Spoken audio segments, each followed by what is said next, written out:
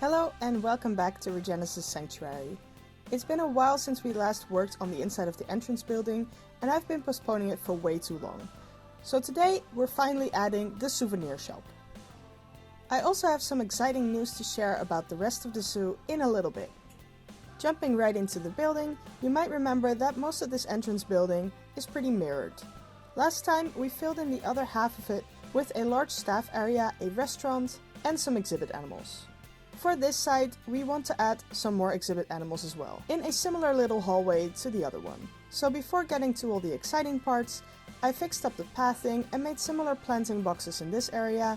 I also copied over most of the decoration from the mirrored area on the other side, like these lamps and plant pots, and I also added some more ATMs and a seating area. If you want to watch me build this in a little more detail, you can head back to the previous video where we worked on the first half of the inside of the entrance building. Then I moved on to the souvenir shop itself. The part of the building that's still empty is actually way too large for this, so I've segmented off one piece of it, using the European stone brick walls that we've already used throughout this build. Then I added the modular souvenir shop and expanded the flooring of it into the entire area. This corner over here was the perfect place to put the cash register, so I recolored it and copied it over 2 more times for a couple of reasons. First of all, it just fills the space up a little bit more, and secondly, this means that the souvenir shop can stay open all the time, because the vendors will probably take turns being here, making sure that a cash register is open at all times. To create the actual desk for the registers, I copied over the same combination of items that I used for the info desks at the entrance as well, just to keep everything cohesive within the building. Between the wall and the actual shop, we have some leftover space, so I decided to put some planters here, just like the planters in the hallway and that have been found throughout the building as well. I filled them up using a bunch of different tropical plants. I always like using plants of different heights, so that you can have a little bit of variation in there, and this keeps things dynamic and interesting to look at. Then I took some time to build what has become one of my favorite things about this shop, but also one of the most useless ones. I decided that this shop was gonna sell t-shirts, so it would probably be nice for the visitors to have some changing rooms. I know you don't see this a lot in zoos, but to me it just kinda made sense. I made some little cubicles using the rustic stone walls again, and hung one of the pieces of fabric onto a rope for the separation. The piece of fabric I recolored into more suitable colors for the zoo. Then I added in a roof, and I wanted to add a mirror. For that I used this rectangular shape with some wooden framing. Lastly, I added a little seat for people to sit on while changing. I copied the one design I made a couple more times in 2 rows of 4. I actually think this is quite a lot of changing rooms for a zoo souvenir shop, but I think this number looks good, so we'll keep it like this. Not everything needs to be rational. The souvenir shop flooring didn't quite match up with the walls, so I cleaned up the edges a little bit using these wooden panels. Lastly, I added a little ceiling light to this area, and I framed the door with some wooden beams and put a sign on it telling people what they can find here. Of course, I did manage to put the sign upside down, but that was easily changed. This corner over here is a little bit awkward to do anything with, so I decided to put another planter in here. Having multiple areas with planters also helps making it one cohesive area. Once again, I filled it up with similar tropical plants. Time to actually put some merchandise in this shop. For this wall, since it's next to the changing rooms, I wanted to put these cabinets down that carried the t-shirts. I put quite a bunch down, but because they're randomized, it doesn't look too repetitive. I don't really like the structure of most of these cabinets that much, so I added onto it using these shapes in a similar color. To make it match the ceiling a little more, I added these planks that I filled up with piles of t-shirts as well. I do really like the modular souvenir shops, but what I don't really get is that most of the pieces in this game are 4 meters tall, kind of encouraging you to make buildings 4 meters tall. And yet all the cabinets for the souvenir shops are 2 meters in height. Personally, I just don't really like the height difference between there because it makes the upper part of the wall look so empty. But making these planks right here kind of fixed that.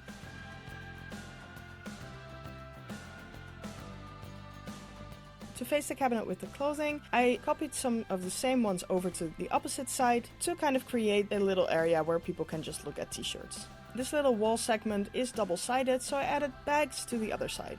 Once again, I finished off the cabinet using the shapes.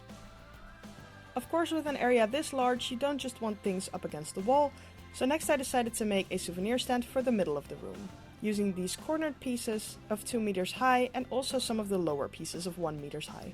I placed them into almost a circle, and because I added the lower ones in front of it, it kind of looks like 2 layers. For this area, I kind of randomized the animal caps and the animal heads together, and then I placed one of the Planet Zoo logs in the middle.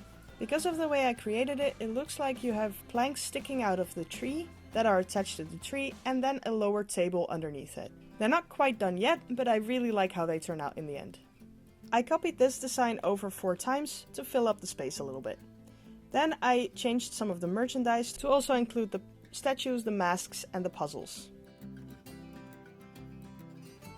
For even more variation in merchandise, I added these balloons. Now, something that I really like is that when you sell balloons, you actually have people walking around in your zoo carrying balloons, and I just think that is a lot of fun. I also wanted a relatively large space to show off mugs.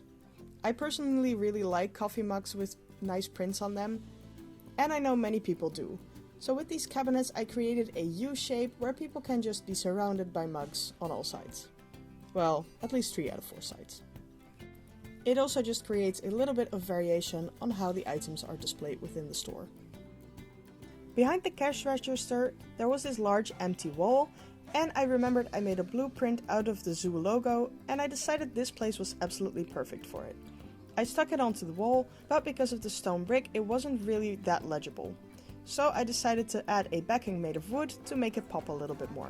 This little piece of wall over here is perfect for displaying the posters and the umbrellas. Because of course, besides the racks to actually put them in, you also want to display some of them on the wall, so I always like putting these up against the wall. I know you usually don't really need this many racks to actually sell these things, but I also just kind of want to fill up the space a little bit more. After I put the posters up on the wall, I also wanted to display the umbrellas, so I put some of the hooks on there and hung an umbrella on each of them, one for every color of umbrella available. For the next part, I needed a little bit more space to build, so I decided to move out of the store for a little bit. I took 2 of the cabinets and put them on opposing sides, and then doubled them so each would have shelves facing each way. Then I used the rotating trick to make a circle out of this. I only wanted half a circle though, so I deleted one half and put the other half in the store where I wanted it. I wanted people to be able to get inside of this half circle, so I removed a couple more drawers as an entrance.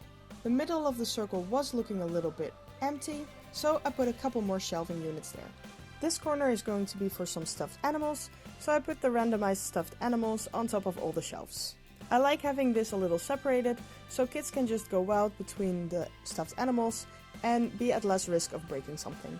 The wall behind here was a little empty, so I used these animal shapes to fill it up a little bit.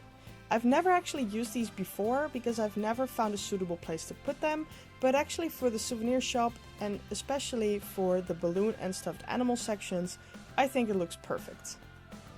Because there were some holes in between these shelves, I added these logs and then also used them to create a little bit more of an entrance with an arch, so that it would be even more of a separated area.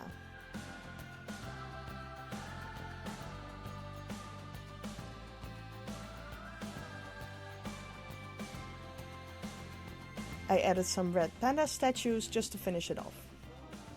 I wanted to create a little bit of variation in the way that items were displayed, and I also wanted this store to sell some items that aren't technically souvenirs that you can sell. So I used these logs to display these giraffe statues that you could potentially also buy. I put a couple of those around, and then I made some more, but this time displaying some of the Australian statues.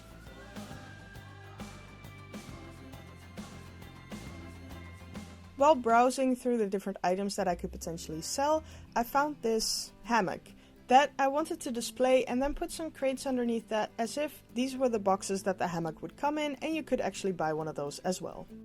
Even if that doesn't make sense, I also just like it as decoration. Using even more of the shelving units, I put them up against this wall, but this time filling it up with things that can't actually be sold in the souvenir shop, but that just look pretty and could potentially be sold in an actual shop. Like some pots, plates, candles, stuff like that. It's mostly decorative items for in the house, I guess. The one thing that does look a little weird is that these candles are lit, so it does actually emit light. But if it's quite sunny, you don't actually see that, and I don't really think I can turn that off. If I'm missing something, please let me know. I made one final shelving unit, creating once again a little circle of shelves and some of the shapes to add kind of like a raised platform in the middle of them. This time I filled it with the Arctic Pack presents. Now I got this idea because in merchandise shops you do sometimes see these mystery packages that you can get, and I absolutely love this idea. I must say I haven't actually seen it in zoo shops yet, but I think they should add it because it's great.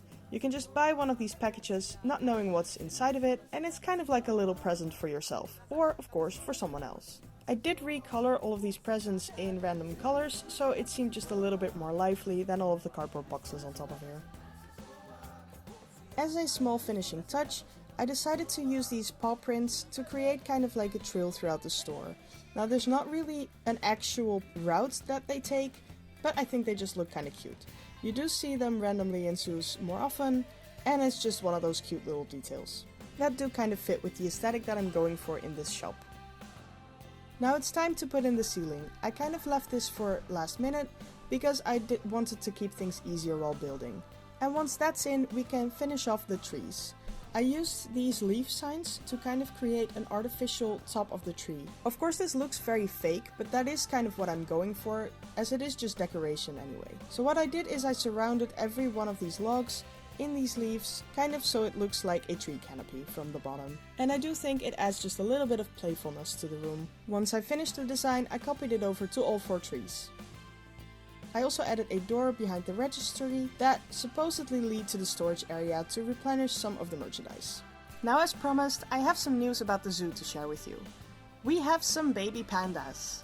Multiple baby pandas. Once our first female got pregnant, I decided to put her in the separate enclosure to give birth and raise her cub. And I did decide to get another female panda from the trade center and put it in with the male at that point, just to spread our chances a little bit and maybe actually get some good genetics out of it. And the second female got pregnant as well, and she has her cub as well right now. I left both of the females and the cubs in each of the habitats and actually put the male in the trade center for now.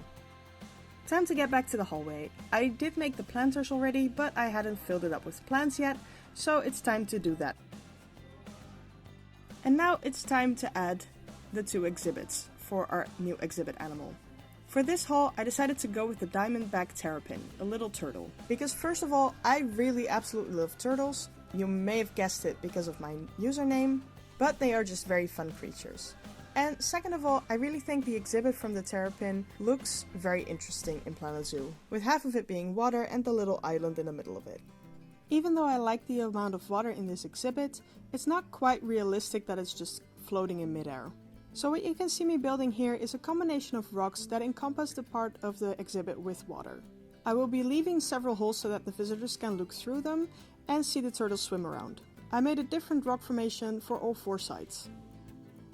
In the exhibits you can already see roots going down from the ceiling into the water, and I really like that look.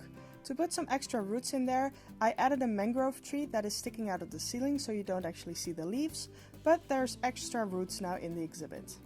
After that, I covered most of the top part of the exhibit in even more of the roots, using the strangler fig roots.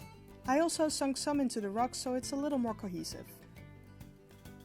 Once the design was finished all around, I decided that it wasn't necessary to make the exact same thing for the other exhibit. I just copied it over, turned it a quarter, and stuck it onto the next exhibit. I don't really think anyone will notice.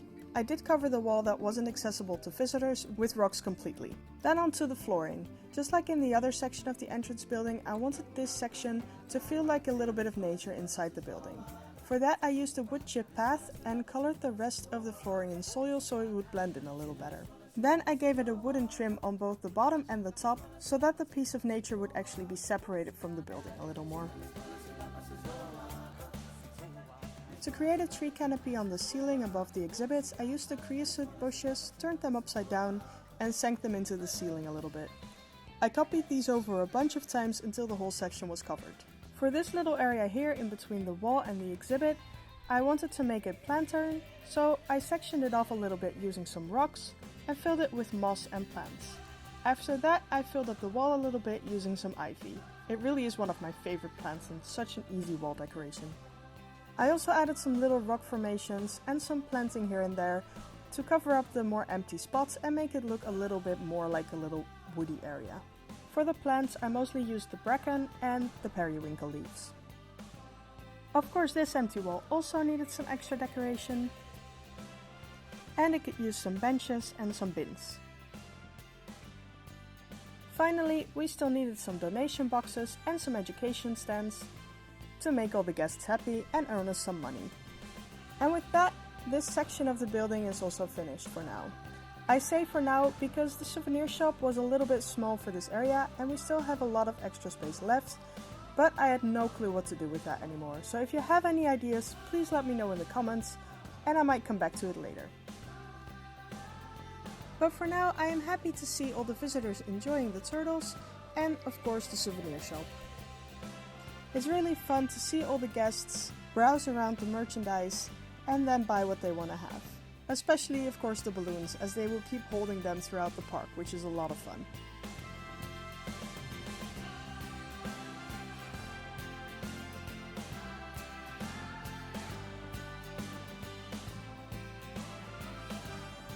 Now, while you enjoy a final view of our cute little baby panda, I would like to thank you all for watching. I hope you have a very nice day, and I'll see you in the next video. Bye!